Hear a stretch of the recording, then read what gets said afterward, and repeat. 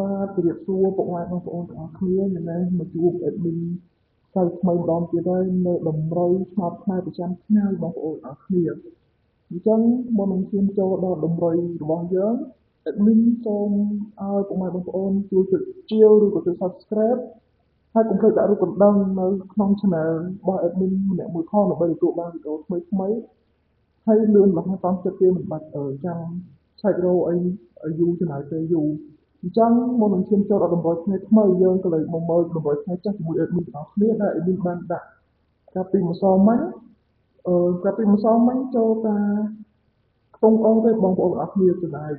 លេខធម្មតាវិញចូលដែរតែគ្រាន់តែខុសគ្នាមួយលេខកុំឲ្យខាត់ពេលយូរយើងចូលទៅដល់តម្រូវថ្ងៃថ្មី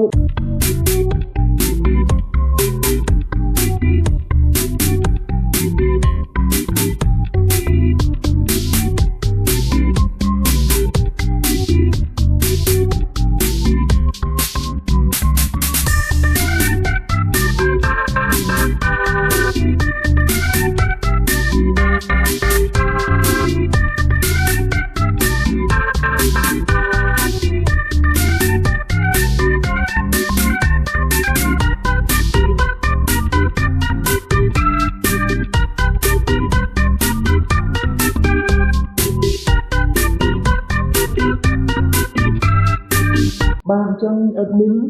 អត់មានអីច្រើនទេមានតែប៉ុណ្្នឹងឯងជូនពរឲ្យពុកម៉ែបងប្អូនទាំងអស់គ្នាចាក់ត្រូវហើយហ៊ានទាំងអស់គ្នា